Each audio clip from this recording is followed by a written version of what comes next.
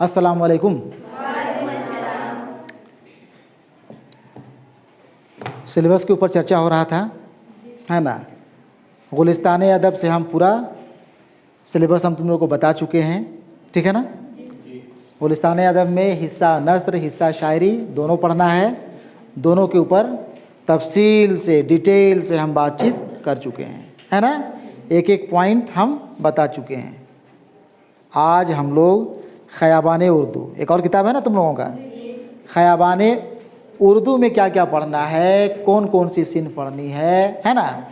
आज हम उसको पूरा तफसील से एक क्लास में, लंबा हो जाएगा तब भी थोड़ा बर्दाश्त करना है। बर्दाश्त करोगी ना? बर्दाश्त करोगे ना? जी सर, बर्दाश्त करेंगे, बर्दाश्त करेंगे, नहीं बर्दाश्त कर लेना, ठीक है। चलो, लिखना मत, ध्यान दो। जो हम लिख रहे हैं उसके ऊपर ध्यान दो, और जो बोलते हैं और उसको मने मन में पढ़ते जाना है, ठीक है ना। एकदम जहन में रख लेना है, सारा सिलेबस एकदम जहन में हो जाना चाहिए, रहना चाहिए कि गुलिस्तान अदब में क्या हमारा सिलेबस है, ख़याबान उर्दू से क्या सिलेबस है ना। एक दूसरी किताब है ख़याबान उर्दू, है ना।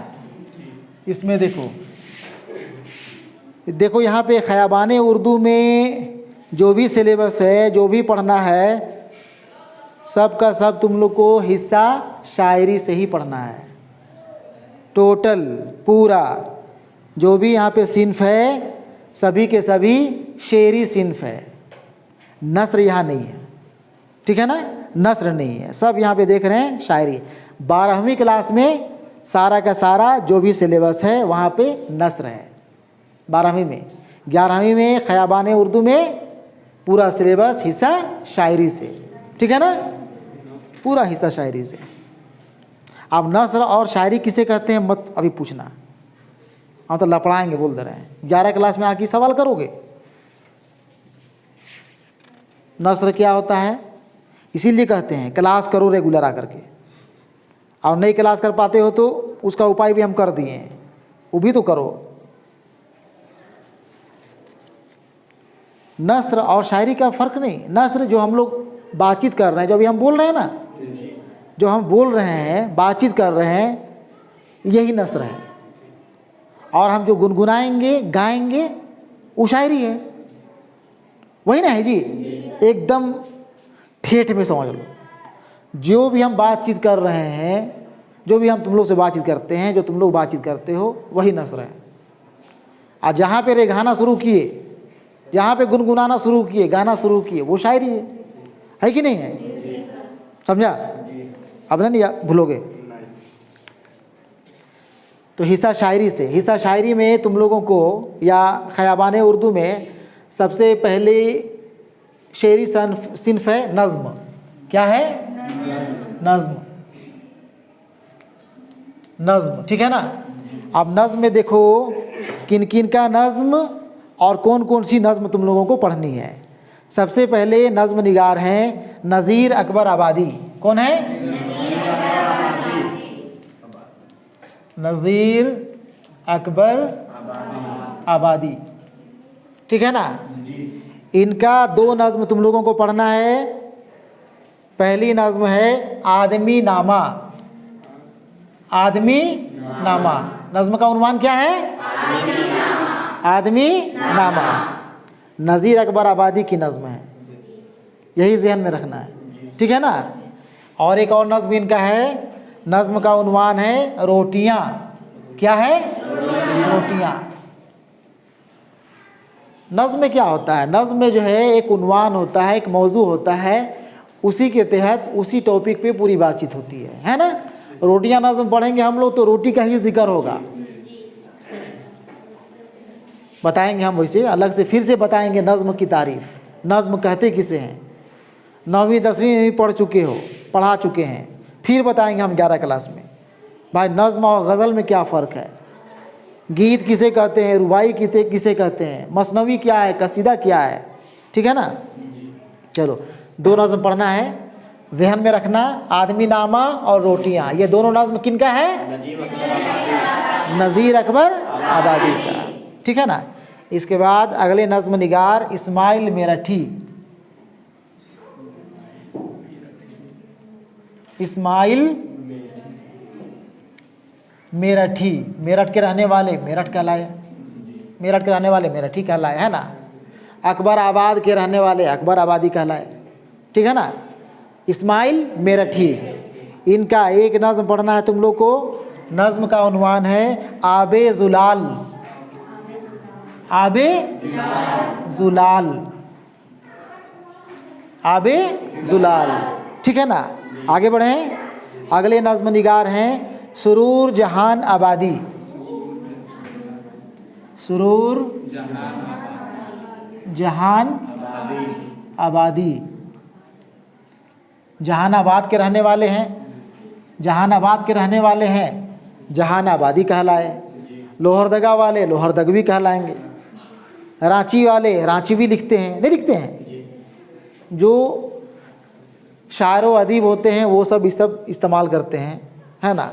हम भले टीचर हैं, हमको जो है लिखना उखना नहीं आता है। शेर व शायरी कहोगे, शेर सुना दीजिए सर, गज़ल सुना दीजिए सर, एक भी शेर हम नहीं बोल पाएंगे, है ना।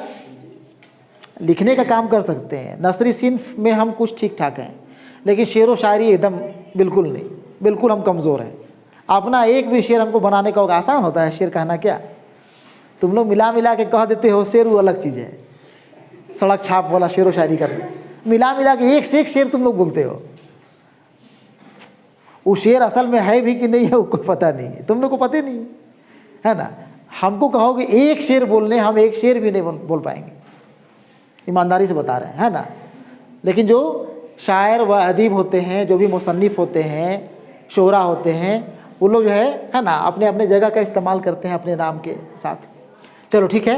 सुरूर जहान आबादी, इनका नज़्म है मादरे वतन। मादरे वतन, यही है भारत माता। भारत माता करते हो ना, हाँ है, समझ गए, वही किया करो, बात समझे। आगे बढ़ें, नहीं बोलवा रहे, बात कहाँ से कहाँ चला जाएगा नहीं तो। अली सरदार जाफरी, अगले नज़्म निगार हैं अली सरदार जाफरी। अली सरदार जाफरी, इनका नज़्म का उन्वान है उर्दू। क्या है उन्वान? उर्दू। बेहतरीन नज़्म उर्दू के बारे में, उर्दू क्या है, कैसी ज़ुबान है। फिर इसी जाहिर सी बात है कि नज़्म का उन्वान उर्दू है तो उर्दू के बारे में ही ना बातचीत होगी। चलो ये काम तुम लोग को दे रहे हैं, अगले दिन जो है तुम लोग उर्दू नज़्म लिख करके लेते आओगे, ठीक है ना। लिख के हमको दिखलाओगे। सबके पास किताब नहीं है तो किताब जब तुम लोग के पास दस्तयाब हो जाए, मिल जाए, उसके बाद दिखाना, ठीक है। लेकिन ये नज़्म सबको, जिसके पास किताब है वो लोग लिख के दिखाओगे और फिर आने वाले दिनों में हर एक स्टूडेंट्स को ये नज़्म याद कर लेना है। बात समझे? नज़्म उर्दू याद रहना चाहिए। कहीं उर्दू के बारे में कुछ बोलना हो, पढ़ना हो, एकदम फटाक से पढ़ो। नज़्म उर्दू पढ़ दोगे, सुनने वाला खुश हो जाएगा, वाह वाह वाह वाह, नहीं करते हैं, ठीक है ना। चलो ये नज़्म याद कर लेना तुम लोग, है ना। उसके बाद आगे बढ़ें। अगले नज़्म निगार अख्तरुल ईमान। अख्तर उल ईमान, देखो हम ध्यान से तुम लोग को जो है देखने और सुनने इसलिए कह रहे हैं, हम इसको क्या पढ़ें? अख्तर उल ईमान पढ़े ना। ए लड़की, क्या लिखा हुआ है? बोल, काहे नहीं जानते हैं? इसीलिए कहते हैं देखने और सुनने। तो यहाँ हम लिख रहे हैं, बोल रहे हैं, एक बार ने दो बार हम इसके पहले बोल चुके नाम इनका, ध्यान कहीं और है। हम इतना चिल्ला चिल्ला के, इतना प्यार से डांट के बता पढ़ा रहे हैं, तब भी नहीं सुनोगी, नहीं देखोगी, कैसे पढ़ेगी? कौन टीचर से भेज दें का? दूसरा टीचर को भेजें, नाम नहीं बोलेंगे, नाम नहीं पकड़ेंगे सर का, भेज दें, वही समझाएंगे। बुड़बक कहीं का। देखो यहाँ अख्तरुल ईमान है लिखा हुआ, क्या लिखा हुआ है? कहाँ पढ़ेगी इसको? देखो अख्तरुल ईमान, कभी भी अकेले जो है ये लफ्ज़ से जो है भेंट हो जाएगा तो अख्तरुल ईमान पढ़ोगी। कहाँ पढ़ेगी? तो फिर ए करते रहना वहाँ पे, क्या लिखल है, नहीं होगा, रुक जाओगे, फंस जाओगे। आसान थोड़े है, मुश्किल लफ्ज़ है, सब कोई पढ़ लेगा इसको। यहाँ हम पढ़ रहे हैं, बता रहे हैं, इसको देखो ना। अख्तरुल ईमान, इनका नज़्म का उन्वान है एक लड़का। एक लड़का। जो भी नज़्म है सब चुनिंदा नज़्म है, बेहतरीन नज़्म है, एकदम एक से बढ़ के एक नज़्म यहाँ पे दिया हुआ है। मज़ा आ जाएगा जब क्लास करोगे तो, है ना।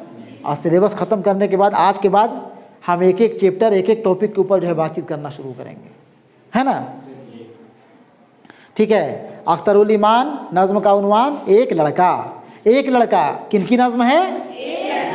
एक लड़का किनकी नज़्म है? किनका लिखा हुआ नज़्म है? एक लड़का, एक लड़का। वाह, ठीक है, यही नज़्म पढ़ना है तुम लोग को। हिस्सा शायरी, हिस्सा शायरी क्या कहें, खयाबान उर्दू में सब शायरी ही है ना। तो ये नज़्म पढ़ना है, 1 2 3 4 5, 5 नज़्म निगार का 6 नज़्म, 6 है ना। नज़ीर अकबर आबादी का 2 नज़्म है, ठीक है। आगे बढ़ते हैं, आगे देखो, गीत। नज़्म के बाद है गीत। अब यहाँ से गीत है, बहुत गीत गाते हो तुम लोग, बहुत मज़ा गीत गाने में, नहीं गाती? शादी ब्याह के मौके पे गीत गीते ना, कि गज़ल? दूल्हा बाबू को अपटन लगा रहे हैं और ढोलकी पीट रहे हैं और गज़ल गाते होगा कि कसीदा पढ़ते हो? गीत गाती है औरत लोग, बुढ़िया लोग तो एकदम बढ़ जाएगी, और आजकल के नई लड़की लोग भी पीट पीट के जो है गीत गाती है। वो लोग रोपा डोबा जो होता है खेत में, उसमें सब सुर से सुर मिला करके क्या करते हैं वो लोग? गीत गाते हैं, है ना। तो यहाँ पे गीत है। गीत देखो, 5-6 गीतकारों का, गीत लिखने वालों का गीत पढ़ना है तुम लोगों को। पहले गीत के शायर हैं मोहम्मद अज़मतुल्लाह खां। मोहम्मद अज़मतुल्लाह, अज़मत अल्लाह लिखाएगा, अज़मतुल्लाह पढ़ेंगे मिला के हम लोग। अज़मतुल्लाह खां, खान साहब लोग बड़ी गीत गाते हैं जी। इनका गीत है प्यारा प्यारा घर अपना। गीत का उन्वान क्या है?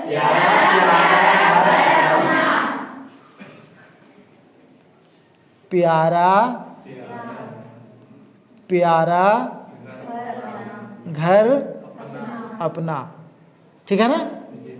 ये गीत का उन्वान हो गया, गीत का मौजू हुआ। अब ये घर के बारे में, बड़ा प्यारा घर है, कैसा घर है, उसके बारे में गाएंगे, गुनगुनाएंगे, तुम लोग को भी गवाएंगे हम, है ना। ढोलकी के भी इंतज़ाम कर लेगा, ले आएगा नया टोली से। नया टोली में बहुत मिलेगा ढोलकी, मुहर्रम वाला बड़का मत ले आना। आगे हैं, अगले शायर हैं शाद आरफी। शाद आरफी, ध्यान से देखो, शाद आरफी। इनके गीत का उन्वान है रुखसत हुई सहेली,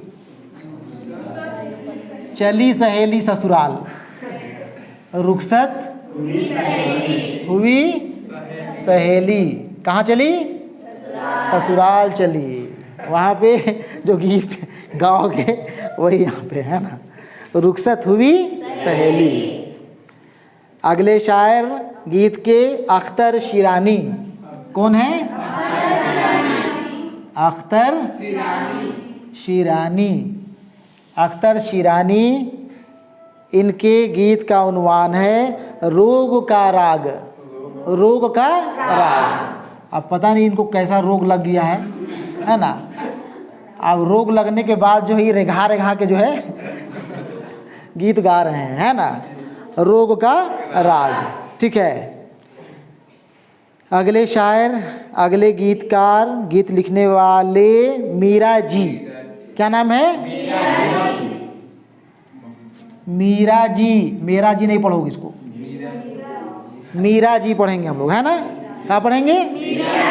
मेरा भी ऐसे ही लिखाता है, वही बता दे रहे हैं। नहीं सुनोगे तो मेरा जी, हमर जी करते रहना। मीरा जी इसको पढ़ेंगे, है ना, मीरा जी। ठीक है ना, मीरा जी। अच्छा, ये लड़की है कि लड़का है? नाम से लग रहा है ना, नाम से लग रहा है। हाँ, लड़की है, लेकिन ये लड़की नहीं है, लड़का है, पुरुष, मर्द है ना। ठीक है, इनका असल नाम बताएंगे, असल नाम क्या है जब इनके बारे में पढ़ेंगे। तो अभी ज़्यादा नहीं बोलवा इनके बारे में, इतना ही जानो ये मीरा जी औरत नहीं है, मर्द है।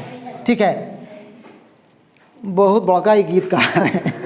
1 2 3 4 गीत इनका दिया हुआ है ना, 4 इनका गीत दिया हुआ है। एक बस्ती जानी पहचानी, लिख दे जी। बाप रे बाप, लिखते लिखते तो मेरा जो है ना 4 गीत है। एक बस्ती जानी पहचानी, है ना। अगला गीत इनका है जीवन एक मदारी प्यारे, जीवन एक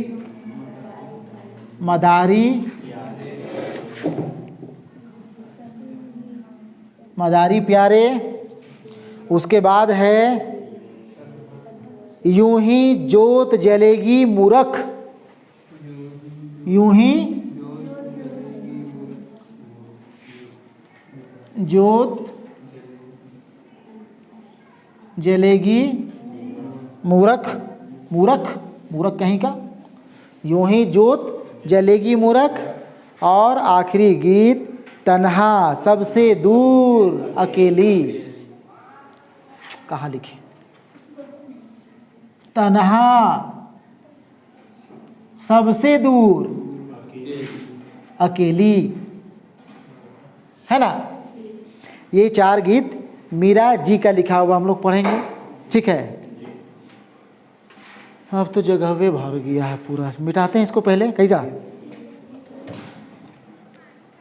और 2 लोगों का गीत पढ़ना है, एहसान दानिश, ये भी गीत में है ना, गीत के ही ये शायर हैं, एहसान दानिश, एहसान दानिश।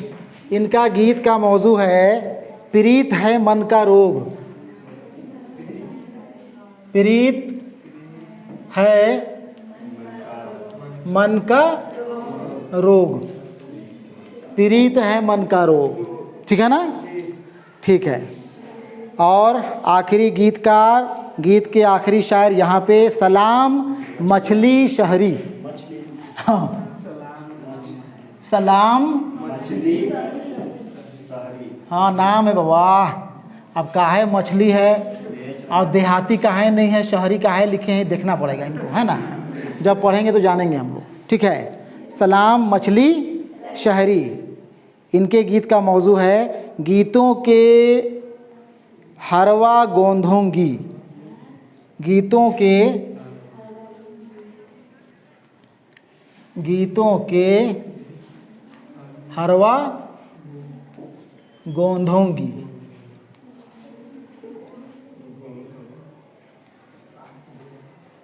हरवा गोंधोंगी। ठीक है, यही गीत 1 2 3 4 5 6 लोगों का गीत पढ़ना है तुम लोग को। यानी कि ख़याबान उर्दू में नज़्म और गीत ही ज़्यादा तुम लोगों को पढ़ना है। ठीक है, उसके बाद अब हम थक गए, अब हम नहीं लिखेंगे, बता देते हैं तुम लोग को, है ना। इसके बाद जो तुम लोग को पढ़ना है मंजूम तर्जमा है, एक श्लोक पढ़ना है। भरतरी हरी का लिखा हुआ एक श्लोक है, मुतरज्जिम इम्तियाज़ुद्दीन खां उसके बाद एक मंजूम ड्रामा है, गनाइया गुनगुनाने वाला, गाने वाला ड्रामा। ड्रामा दोनों तरह का लिखा जाता है, एक्टिंग करने वाला, बोलने वाला, और गुनगुनाने वाला, गाने वाला भी। तो यहाँ पे गाने गुनगुनाने वाला एक ड्रामा है, अमानत लखनवी का लिखा हुआ। ड्रामा का उन्वान है इंदर सभा। ड्रामा का उन्वान इंदर सभा। और फिर आखिर में यहाँ पे है तवील नज़्म। नज़्म है लेकिन लंबी नज़्म है ना, तवील नज़्म।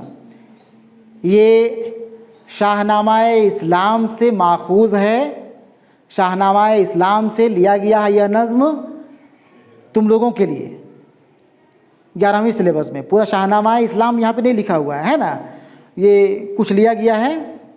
और इसके शायर हैं हफीज़ जालंधरी, और नज़्म का उन्वान है, मौजू है सेहरा की दुआ। ठीक है, यही पूरा सिलेबस है खयाबान उर्दू से। ठीक है ना। हाँ, अभी तक हम लोग यही मान के चलेंगे कि पढ़ना सबको है। अब लेकिन चूँकि एग्ज़ाम का डेट भी आ गया है तुम लोग का ना, डेट नहीं आया है, महीना आया है। 12वीं क्लास का एग्ज़ाम नवंबर के महीना में होना है। आप समझ लो, अगस्त ख़त्म, सितंबर, अक्टूबर, नवंबर, कितना नवंबर से एग्ज़ाम लेता है अभी ये कंफर्म नहीं है। 2 से 2.5 महीना का टाइम मान के चलो तुम लोग। 2 महीना से 2.5 महीना के बीच में अब कितना पढ़ना पड़ता है अभी ये तुम लोगों को, हम लोगों को पता नहीं है। हो सकता है कि सिलेबस में कुछ कटौती हो जाए, लेकिन अभी जब तक जो है कटौती नहीं होता है, हम लोग अपना शुरू कर देना है, कंटिन्यू रखेंगे हम लोग, है ना। और 50% अभी पूरे सिलेबस को हम लोग 50% आधा करके हम लोग पढ़ाई करेंगे, कोशिश करेंगे 3 महीना में, 2.5 महीना में हम लोग 50% सिलेबस कवर कर लें। ठीक है, पढ़ लें। जिस सिलेबस से तुम लोग का नवंबर के महीना में सवाल पूछेगा, आगे जा कर के जब मार्च में एग्ज़ाम लिखोगे तो जिससे पूछेगा भी ना, इससे जो है वहाँ पे सवाल नहीं पूछेगा। तुम लोग 11 में हो ना? हाँ, तो 11वीं का एग्ज़ाम दिसंबर में है, तो पूरी अभी 3 महीना टाइम हम लोग का है। हाँ, दिसंबर में है 11वीं का, 9वीं 11वीं का दिसंबर में, और सेकेंड टर्म फिर मई में। दोनों एग्ज़ाम तुम लोग के लिए फाइनल है। ये मत समझना कि ये वाला टेस्ट एग्ज़ाम है फर्स्ट टर्म और सेकंड टर्म जो है फाइनल होगा, वैसा नहीं है। दोनों का मार्क्स जुड़ करके ही रिजल्ट बनेगा। ठीक है, चलो ख़त्म करते हैं।